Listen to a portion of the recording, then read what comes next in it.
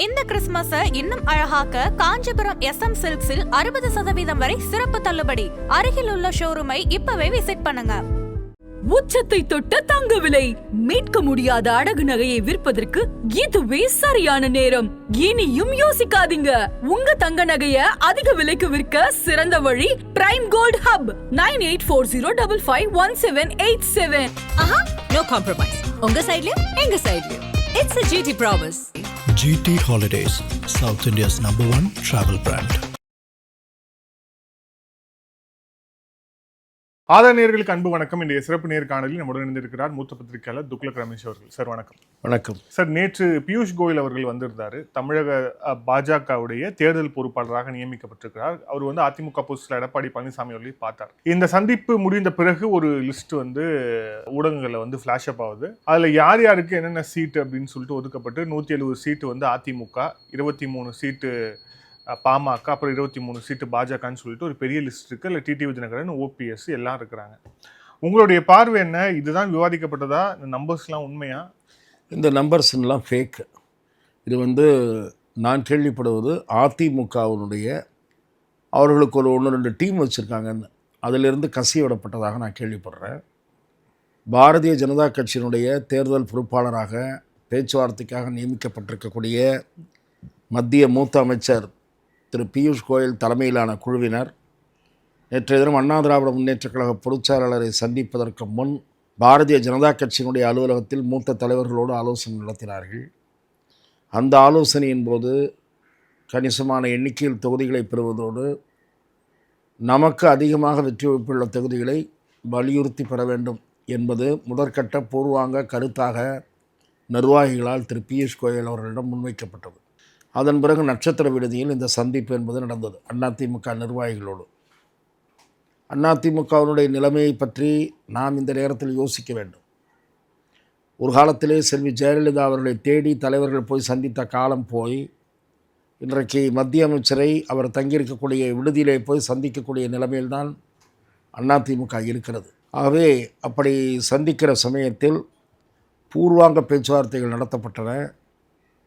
அதன் பிறகு வெளியிடப்பட்ட பட்டியல் என்பது எந்த விதத்திலும் அதிகாரபூர்வமானது அல்ல என்பதை என்னால் அறுதியிட்டு உறுதியாக கூற முடியும். பாரதிய ஜனதா கட்சியினுடைய தலைவர், மாநில தலைவர் திரு நயினார் நாகேந்திரன் அதற்கு மறுப்பு தெரிவித்திருக்கிறார் என்று நான் அறிகிறேன். நான் பாரதிய ஜனதா கட்சியினுடைய அகில இந்திய தலைமையோடு தொடர்புடைய 1-2 பேரோடு பேசினேன். அந்த மாதிரி எண்ணிக்கை எதுவுமே முடிவாகவில்லை என்று என்னத்திலே தெரிவிக்கப்பட்டது. இன்றைக்கு அந்த பேச்சுவார்த்தையை விட அதற்கு சமமாக இன்றைக்கு காலை பத்திரிகைகளிலும் சரி, நேற்று இரவு தொலைக்காட்சியிலும் சரி, அதிமுக பாஜக பேச்சுவார்த்தைக்கு சமமாக முக்கியத்துவம் பெற்ற, கவனம் பெற்ற செய்தி என்பது முன்னாள் முதலமைச்சர் திரு OPS தலைமையிலான ஒரு அணி. அந்த அணி அதனுடைய நிர்வாகிகள் ஆலோசனை கூட்டம் நேற்று தினம் நடைபெற்று அந்த கூட்டத்தின் இறுதியில் திரு எடப்பாடி பழனிசாமியோடு எந்த வகையிலும் உறவு கிடையாது, அவருடைய தலைமையை ஏற்றுக்கொள்வதில்லை என்ற முடிவு எடுக்கப்பட்டது என்பது மிக முக்கியத்துவம் வாய்ந்த முடிவு என்று நான் பார்க்கிறேன். ஒரு வகையில் அது பாரதிய ஜனதாக்கு ஏற்பட்ட பின்னடைவு என்றும் நான் பார்க்கிறேன். ஏனென்றால் தமிழகத்தில் தேசிய ஜனநாயக கூட்டணியை வலிமைப்படுத்த வேண்டும் என்று பாரதிய ஜனதா விரும்புகிறது. அதிமுகவுக்கு அந்த ஆர்வம் இருப்பதாகவே எனக்கு தெரியவில்லை. ஏன் OPS தரப்பு நேற்று அந்த முடிவை எடுத்தது என்பது ஒரு முக்கியமான கேள்வி. Timing is more important. நான் கேள்விப்பட்டது பாரதிய ஜனதா கட்சியினுடைய அகில இந்திய தலைமை, குறிப்பாக மத்திய உள்துறை அமைச்சர் திரு அமித்ஷா அவர்களை திரு OPS அவர்கள் டெல்லியில் சந்தித்த போது அவரை இன்னும் சிறிது காலம் பொறுத்திருக்குமாறு கேட்டுக்கொண்டார்கள் என்று நான் கேள்விப்பட்டேன். அதேபோல் திரு டிடிவி தினகரன் தலைமையிலான அம்மா மக்கள் முன்னேற்றக் கழகமும் NDA கூட்டணியில் இடம்பெற வேண்டும் என்பது பாரதிய ஜனதா கட்சியின் விருப்பம். அவருக்கும் அழைத்து பேசுகிறோம், நேரம் தருகிறோம், பொறுத்திருங்கள் என்ற தகவல் சொல்லப்பட்டிருக்கிறது. இந்த தகவல்களை சம்பந்தப்பட்ட 2 தரப்பினரிடமும் பேசி நான் உறுதிப்படுத்தி கொண்டேன். இந்த நிலையில் நேற்றைக்கு முன்தினம் அல்லது நேற்றைய தினம் மத்திய அமைச்சர் சென்னை வந்த நிலையில் ஒரு கர்த்தசிக்கு கூட நமக்கு ஃபோன் இல்லை, நம்மோடு இன்று மாலை பேசிய பிறகு தெரிவிப்பதாக ஒரு தகவல் வந்ததா என்று திரு OPSயிடம் கேட்கப்பட்டிருக்கிறது. நிர்வாகிகள் கேட்டிருக்கிறார்கள். அப்படி எந்த தகவலும் சொல்லப்படவில்லை என்றவுடன் அந்த அணி சேர்ந்த நிர்வாகிகள் கொதிநிலைக்கு போயிருக்கிறார்கள். அப்படிப்பட்ட பாரதிய ஜனதாவுக்காக நாம் காத்திருக்க வேண்டிய அவசியம் இல்லை. எடப்பாடி பழனிசாமி மிக பலவீனமான நிலையில் இருக்கக்கூடிய ஒரு தலைவரை பாஜக தொங்கிக் கொண்டிருக்கிறது. அந்த பாஜக சொல்லுவதை கேட்டுக்கொண்டு நாம் காத்திருக்க வேண்டிய அவசியமில்லை. நமக்கு வேறு வாய்ப்புகள் இருக்கின்றன என்று அந்த நிர்வாகிகள் கூட்டத்தில் பேசப்பட்டு, அதன் பிறகு அங்கே 2-3 முன்னாள் சட்டமன்ற உறுப்பினர்கள் பேசி, முன்னாள் அமைச்சர் வைத்தியலிங்கம் ஆவேசமாக பேசி, திரு ஓபிஎஸ் அவர்கள் அவர்களுடைய கருத்தை எல்லாம் நான் வழிமொழிகிறேன் என்று கூறி, எடப்பாடி பழனிசாமி தோல்வியை தொடர்ந்து சந்தித்து வருகிற வரை அவரோடு சேர்வதற்கு பேச்சுக்கு இடமே இல்லை, அவரை வீழ்த்துவதுதான் நோக்கம் என்று ஒரு தீர்மானத்தை போட்டு முடித்து விட்டார்கள். இது பியூஷ் கோயல் சந்திப்பை விட அதற்கு சமமான முக்கியத்துவத்தை பெற்றிருக்கிறது இந்த செய்தி. சரி, அப்போ ஓபிஎஸ் இருக்கக்கூடிய ஆப்ஷன் என்ன? திரு ஓபிஎஸ் அவர்களுக்கு ஆப்ஷன் இல்லை என்று சொல்ல முடியாது. நேற்றைய தினம் அவர் அவருடைய தொண்டர்கள் உரிமை மீட்பு கழகத்தினுடைய நிர்வாகிகளிடம் கருத்தை வாய்மொழியாகவும் கேட்டிருக்கிறார், தனி அறையிலே எழுதியும் கேட்டு வாங்கியிருக்கிறார். நான் கேள்விப்பட்டது கிட்டத்தட்ட 3/4 பேர் 75% நிர்வாகிகள் தமிழக வெற்றி கழகத்துடன் கூட்டணி சேர வேண்டும் என்ற கருத்தை வெளிப்படுத்தி இருக்கிறார்கள். கொஞ்சம் பேர் திராவிட முன்னேற்றக் கழகத்துடன் கூட்டணி வைக்கக்கூடிய வாய்ப்பு இருந்தால் நிச்சயமாக எடப்பாடியை வீழ்த்த முடியும். ஆகவே அது குறித்தும் பரிசீலிக்கலாம். திராவிட முன்னேற்றக் கழகம் என்பது எதிரி, எடப்பாடி பழனிசாமி துரோகி என்கிற வார்த்தைகளை அங்கே பயன்படுத்தி இருக்கிறார்கள். ஆகவே திரு ஓபிஎஸ் அவர்களுக்கு இந்த 2 வாய்ப்புகளும் திறந்தே இருப்பதாக நான் பார்க்கிறேன்.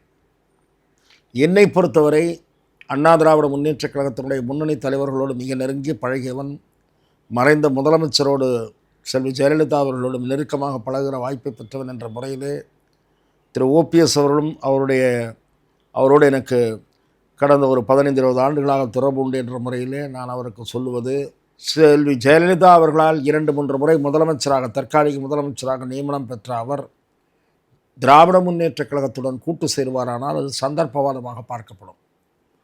ஆனால் திமுகவை எதிர்க்கக்கூடிய தீய சக்தி என்று குறிப்பிட்டு எதிர்க்கக்கூடிய விஜயுடன் சேர்ந்தால் அது சந்தர்ப்பவாதமாக பார்க்கப்படாது.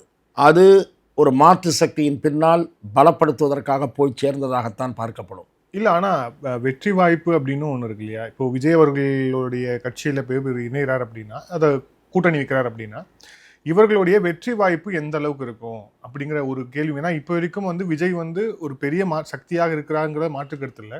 But still he is untested அப்படிங்கிறது தான் நிதர்சனமாக இருக்குது. அப்படி இருக்கும்போது ஒரு 3 முறை முதலமைச்சராக இருந்தவர் இந்த மாதிரி முடிவை எடுக்கலாமா? ஹீ இஸ் அன்டெஸ்டட் என்பது உங்களுடைய பார்வை, நான் அதை ஒப்புக்கொள்கிறேன். He is not tested. ஆனால் டெஸ்டடாக இருக்கக்கூடிய அதிமுகவினுடைய நிலைமை என்ன? கடைசியாக ப்ரூவன் ரெக்கார்டு என்ன? கடைசியாக அவர்கள் வாங்கிய ஓட்டு என்ன? 22%. என்னுடைய நினைவு சரியாக 21.22%. இன்றைக்கு பல கருத்து கணிப்புகள் பல்வேறு தரப்பினரால் மேற்கொள்ளப்பட்டிருக்கின்றன. இன்றைக்கு ஆளுகிற திராவிட முன்னேற்றக் கழகம் தனக்கு போட்டியாளராக கருதுவது நடிகர் விஜயைத்தானே தவிர அதிமுகவை அல்ல. விஜய்க்கு போட்டியாகத்தான் திமுக இளைஞரணி மாநாடுகளுக்கு ஏற்பாடு செய்திருக்கிறது. முதல் இளைஞரணி மாநாடு திருவண்ணாமலையில் நடைபெற்றது. அதில் இளைஞர்களை விட 35-40 வயதுக்கு மேற்பட்டவர்கள் தான் மிக கணிசமாக அந்த பந்தலிலே காணப்பட்டார்கள். அதை நாம் தொலைக்காட்சியிலே பார்த்தோம். விஜய் அன்டெஸ்டட் என்று நான் சொல்லுவதை ஏற்கவில்லை. விஜய்க்கு மிக பெருமளவில் இளைஞர்களும் இளம் பெண்களும் மதம்க்கு அதே போல சிறுபான்மையினரும் கணிசமான அளவில் ஆதரவு அளிக்கிறார்கள். வெவ்வேறு கருத்து கணிப்புகள் குறைந்தபட்சம் 20 முதல் அதிகபட்சம் 28% வரை விஜய் ஆதரவு பெறுவார் என்று வெளிப்படுத்தி இருக்கின்றன. என்னை பொறுத்தவரை 25% நிச்சயமாக பெறுவார் பல தொகுதிகளில் என்று நான் பார்க்கிறேன். சில தொகுதிகளில் அவர் 30% தொட்டாலும் நான் வியப்படைய மாட்டேன். ஆகவே திரு டிடிவி தினகரன், திரு ஓபிஎஸ், அதே போல் டாக்டர் கிருஷ்ணசாமி இவர்களெல்லாம் கைகோர்க்கும் போது அது ஒரு அணியாகத்தான் தெரியும், வலுவான அணியாகத்தான் தெரியும். பாட்டாளி மக்கள் கட்சியினுடைய ஒரு பிரிவு, டாக்டர் அன்புமணியினுடைய பிரிவோ அல்லது தமிழ்நாடு காங்கிரஸ் கட்சியோ விஜயுடன் கைகோர்க்குமானால் அந்த அணிதான் ஆட்சி அமைக்கக்கூடிய வாய்ப்பு கூட உருவாகும் என்று நான் பார்க்கிறேன்.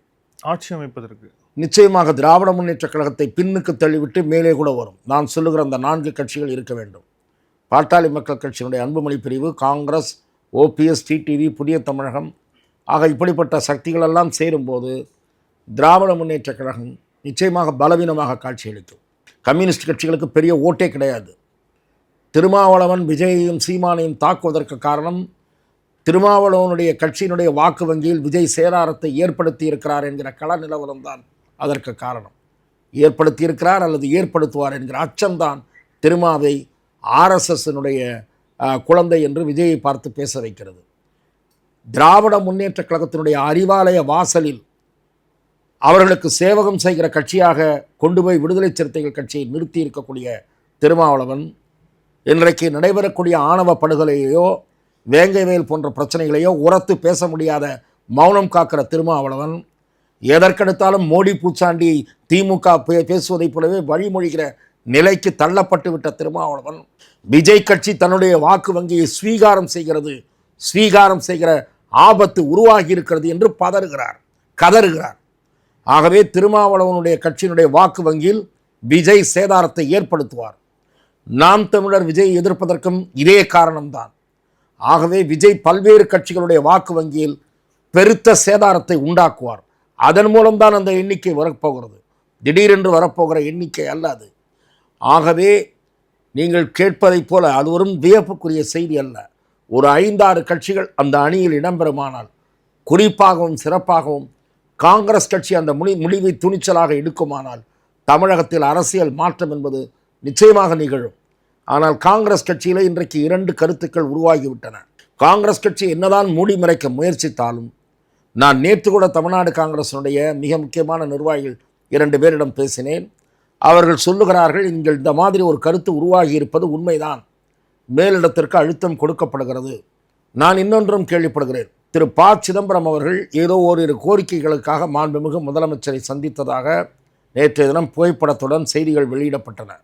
ஆனால் திராவிட முன்னேற்ற கழகத்திடம் காங்கிரசினுடைய நிலைப்பாட்டில் எந்த மாற்றமும் இருக்காது என்று தெளிவுபடுத்திக் கொள்வதற்காக இந்த சந்திப்பு ஏற்பாடு செய்யப்பட்டதா என்று சில அரசியல் விமர்சகர்கள் சந்தேகிக்கிறார்கள். நானும் சந்தேகிக்கிறேன். காங்கிரஸ் கட்சி 2 நிலைப்பாடுகளை மேற்கொண்டிருக்கிறதா என்று திமுகவுக்கு கவலை பிறந்திருக்கிறது, கலக்கம் உருவாகி இருக்கிறது.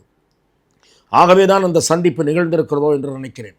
இதை தவிர திராவிட முன்னேற்ற கழகம் காங்கிரஸை தன்னுடைய கூட்டணிக்குள் உறுதி செய்து கொள்வதற்கு வெவ்வேறு நபர்களுக்கு, காங்கிரஸை சேர்ந்த சில பிரபலங்களுக்கு பலத்த கவனிப்புகளை செய்து கொண்டிருக்கிறது. ஆகவே இப்படி அகில இந்திய அளவில் சில தொடர்புகள் ஏற்படுத்தப்பட்டு கொண்டிருக்கின்றன. காங்கிரஸை கழற்றி விட்டு திமுகவால் நின்று ஜெயிக்கவே முடியாது. காங்கிரஸை சேர்ந்த சட்டமன்ற கட்சி தலைவர் ராஜேஷ்குமார் உரத்த குரலில் ஓங்கி சொன்னார். அது நடந்து 2 நாள் ஆகவில்லை, 1 மாதம் கடந்திருக்கலாம் என்று நினைக்கிறேன். எங்களை விட்டு திமுகவால் ஜெயிக்க முடியாது என்று சொன்னார். வழக்கமாக பேட்டி கொடுக்கிற அறிவாளி RS பாரதி ஏன் வாயை மூடிக்கொண்டிருந்தார்? இதற்கு ஏன் ஓங்கி சொல்ல முடியவில்லை? காங்கிரஸை நாங்கள் கழட்டி விட்டால் காங்கிரஸுக்குத்தான் வேறு கதி இல்லையே தவிர திமுக நிச்சயம் வெற்றி பெறும் சொல்ல வேண்டியதுதானே RS பாரதி? தைரியம் இருந்தால் இப்போது சொல்லுங்கள். அவர் சொன்ன ஸ்டேட்மெண்ட் அப்படியே இருக்கிறது, ராஜேஷ்குமார் சொன்னது. அதே போல கிரீட்ஸோடங்கிற ஆட்சியில் பங்கு வேண்டும் என்று கேட்டதற்கு பிறகு ஏன் திமுக வாய்மூடி மௌனம் காக்கிறது? அதற்கு 2 நாட்கள் கடந்து விட்டன. ஏன் இன்று வரை திமுகவால் பேச முடியவில்லை? திமுக பயந்து போயிருக்கிறது, காங்கிரஸ் வெளியே போனால் நம்ம நிலைமை என்ன என்று. ஆகவே தான் நான் சொல்லுகிறேன், காங்கிரஸ் தைரியமாக முடிவெடுத்து விஜய் என்று முடிவெடுத்து விட்டால் இந்த ஆட்சி ஆட்டம் காண ஆரம்பிக்கும். ஆகவே நீங்கள் நினைப்பதைப் போல திமுக சர்வ வல்லமை பொருந்திய இயக்கம் அல்ல. திமுக இன்றைக்கு இருப்பது கூட்டணி பலம் பிளஸ் பணபலம் பிளஸ் அதிகார பலம். இந்த 3ஐ தவிர திமுகவுக்கு மீதியெல்லாம் மைனஸ் தான் என்பதுதான் என்னுடைய பார்வை. இதில் இப்போ காங்கிரஸ் கட்சி கூட்டணி விட்டு வெளியே வருமா அப்படின்னு ஒரு கேள்வி கேட்குறீங்க. பட் ஆனால் அவங்களுடைய மாநில தலைவர் செல்வ பெருந்தகை மீண்டும் உறுதியாக சொல்றார், நாங்கள் திமுக கூட்டணி தான் தொடர்வோம் அப்படின்னு சொல்றாரு. காங்கிரஸ் இருக்கக்கூடிய பலரும் திமுக கூட்டணி தான் தொடரணும் அப்படின்னு நினைக்கிறாங்க. ஏன்னா வின்னபிலிட்டி ஜாஸ்தியா இருக்கும்னு. ஸோ இவ்வளோ பெரிய ரிஸ்க் அவங்க எடுக்கணும்னு அவங்க நினைப்பாங்க. இந்த வின்னபிலிட்டி என்கிற வார்த்தை திமுகவால் அல்லது திமுகவுக்கு வேண்டிய சிலரால் கட்டமைக்கப்படுகிறது. வின்னபிலிட்டி இன்றைக்கு திமுக இருந்தால் ஏன் திமுக எல்லா கட்சிகளையும் இழுத்து போட்டுக்கொண்டு பேரம் பேசுவதை விட மேலும் சில கட்சிகளை சேர்த்துக்கொள்ளக்கூட ஏன் துடிக்கிறது? உங்களுக்கு தான் அவ்வளோ வின்னபிலிட்டி இருக்கிறது சார். தனித்து போட்டியிட்டு தமிழ்நாட்டில் செல்வாக்கை நிரூபித்தவர் செல்வி ஜெயலலிதா மட்டும்தான். திமுகவுக்கு அந்த துணிச்சல் வரவே வராது. காங்கிரசுக்குள் அதிருப்தி குரல்கள் ஓங்கி ஒலிப்பது உண்மை, மிக நிச்சயமாக சொல்ல முடியும். செல்வ பெருந்தகை தப்பித்தவறி தமிழ்நாடு காங்கிரஸ் தலைவரானவர். அவர் திமுகவில் அமைப்பு செயலாளராக இருக்க வேண்டியவர். தமிழ்நாடு காங்கிரஸ் தலைவராக ஒரு விபரீதத்தால் அந்த பதவிக்கு வந்தவர். அவரை காங்கிரஸில் இருக்கக்கூடிய சீரியஸான ஒரிஜினல் காங்கிரஸ்காரர்கள் அவரை காங்கிரஸாகவே கருதவில்லை. இதுதான் உண்மை.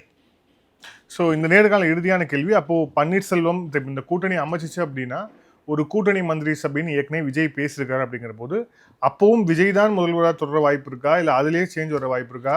பன்னீர்செல்வம் துணை முதலமைச்சர் அப்படியெல்லாம் வரும் என்று நான் நினைக்கவில்லை. கூட்டணி மந்திரி சபைக்கு தாவேகா தயாராக இருப்பதாக தமிழக வெற்றிக் கழகத்தினுடைய மிக முக்கிய நிர்வாகிகள் மீண்டும் ஒரு முறை உறுதி செய்கிறார்கள். அதுதான் அவர்கள் வீசுகிற முதல் தூண்டில். ஆகவே அந்த ஆசை என்பது அல்லது அந்த நோக்கம் என்பது டாக்டர் அன்புமணிக்கு இருக்கிறது, டாக்டர் கிருஷ்ணசாமிக்கு இருக்கிறது. ஆகவே அதிகமான கட்சிகள் தங்கள் அணிக்குள் இடம்பெற வேண்டும் என்ற நோக்கத்தோடு தமிழக வெற்றிக் கழகம் அதை செய்கிறது. அது வரவேற்கத்தக்க சிந்தனை என்பது என்னுடைய பார்வை. கூட்டணி மந்திரி சபை என்பது ஊழல் குறைவாக இருக்கும், ஊழல் முற்றிலும் ஒழிந்துவிடும் என்று நான் சொல்லவில்லை. திமுக ஆட்சி போல வரைமுறை இல்லாத ஊழல் இருக்காது, கேள்வி முறையே இல்லாத ஊழல். ஊழல் மந்திரிகளை எப்படியாவது காப்பாற்ற வேண்டும் என்கிற அணுகுமுறை, மீண்டும் எப்படி கோர்ட்டை கண்டித்தாலும் எப்படி அவர்களை மந்திரியாக்கலாம் என்கிற விபரீத சிந்தனை, இது அத்தனையும் திமுகவிடம் மண்டி இருக்கிறது. அது தவிர சமீப காலமாக தலை தூக்கி இருக்கிற திமுகவிடம் ஏற்கனவே கொஞ்சம் கீழே போய் மண்ணுக்குள் புதைந்திருந்து இப்போது மீண்டும் வெளிப்படுகிற அந்த ஹிந்து விரோத மனப்பான்மை, நாத்திகவாத பேச்சுக்கள், இவையெல்லாம் திமுகவினுடைய அபாயகரமான சிந்தனை, பிரிவினைவாத குரல்கள், அது அதனுடைய சாயல்கள் அவர்களுடைய பேச்சுக்களிலே வெளிப்படுகின்றன. மத்திய அரசை பற்றியே திரும்ப திரும்ப பேசி மாநில அரசை பற்றி ஒன்றுமே சொல்ல முடியாத நிலையில் இருப்பது, ஆட்சியினுடைய அவலட்சணங்கள் அதிகமாக பெருத்து கிடப்பதால் தமிழ்நாட்டினை பற்றி பேசாமல் எப்போது பார்த்தாலும் டெல்லியை பற்றியே பேசிக் கொண்டிருப்பது, இந்த நிலை சரியாக பயன்படுத்தி கொள்ளாத ஒரு எதிர்க்கட்சி அதிமுக. ஆகவேதான் விஜய் இன்றைக்கு கூர்ந்து கவனிக்கப்படுகிறார். திராவிட முன்னேற்ற கழகத்தை வீழ்த்த வேண்டும் என்கிற முக்கியமான சிந்தனை, அதாவது தீவிர சிந்தனை அதிமுகவுக்கு இருக்கிறதா என்பதை எனக்கு சந்தேகமாக இருக்குது. அதிமுகவினுடைய பொதுச் செயலாளர் அந்த கட்சி தன் கைக்குள் இருந்தால் போதும் என்று நினைக்கிறார். இன்னொன்றும் நீங்கள் கூர்மையாக கவனிக்க வேண்டும். 4.5 ஆண்டுகள் அதிமுக ஆட்சி நடந்திருக்கிறது, திமுக ஆட்சி நடந்து கொண்டிருக்கிறது. முன்னாள் மந்திரிகளுடைய ஊழலெல்லாம் வெளிக்கொண்டு வருவோம் என்று சொன்ன திரு மு.க. ஸ்டாலின் அவர்கள் ஒரு அதிமுக மந்திரி மீது கூட, முன்னாள் மந்திரி மீது கூட ஊழல் வழக்கு போடவில்லை. என்ன காரணம்? திமுகவுக்கும் அதிமுகவுக்கும் ரகசிய அண்டர்ஸ்டாண்டிங் இருக்கிறதா என்கிற சந்தேகம் வருகிறது. ஆகவே தான் நான் சொல்லுகிறேன், விஜய் இன்றைக்கு தமிழக அரசியல் தேர்தல் களத்தில் கவனிக்கத்தக்க சக்தியாக உயர்ந்தே வருகிறார். அவருடைய கிராஃப் என்பது ஏறிக்கொண்டிருக்கிறது. அதிமுகவினுடைய கிராஃப் என்பது ஏறுவதற்கு காலம் பிடிக்கும். எப்படி ஏறும்? எல்லோரையும் இழுத்து போட்டால் ஏறும். இப்போதுதான் பாஜகவோடு பேச்சுவார்த்தையே இறுதி செய்யக்கூடிய நிலையில் அதிமுக உட்கார்ந்திருக்கிறது. அதுவும் முதல் சுற்று தான் முடிந்திருக்கிறது. அடுத்த சுற்று எப்போது என்று தெரியவில்லை. பாரதிய ஜனதா கட்சி, இது என்னுடைய தனிப்பட்ட கருத்து, நான் பேசுவது நிறுவனம் சார்ந்த கருத்து அல்ல. பாரதிய ஜனதா கட்சி தன்னுடைய வலிமைக்கேற்ற தொகுதிகளை கேட்டு பெற வேண்டும், தனக்கு வெற்றி வாய்ப்புள்ள தொகுதிகளை அவசியம் பெற வேண்டும். களத்தில் கடும் போட்டியை பாரதிய ஜனதா எதிர்நோக்க வேண்டியிருக்கும். அதிமுகவை பற்றி நீங்கள் விடுங்கள். அதிமுக நீங்கள் கஷ்டப்பட்டு பாஜகவினுடைய வாக்கு வங்கியை உயர்த்தியவர் அண்ணாமலை. இன்றைக்கு அதிமுக எப்படியாவது எதெல்லாம் தான் ஜெயிக்கவே முடியாது என்று கருதுகிறதோ அந்த தொகுதிகளைத்தான் பாஜக தலையில் கட்டுவதற்கு முயற்சிக்கும். அதற்கு பாஜக ஒரு நாளும் இடம் கொடுக்கக்கூடாது என்கிற குரல் பாஜகவுக்குள்ளும் எழுந்துவிட்டது. ஆகவே இந்த தேர்தல் களம் என்பது திமுகவுக்கும் சுலபமானதல்ல, அதிமுக பாஜக கூட்டணிக்கும் சுலபமானதல்ல. சவாலாக விஜய் என்கிற சக்தி நடுவில் நிற்கிறார். நன்றி சார். பல்வேறு thank you sir. Thank you so much. வாய்ப்புக்கு நன்றி.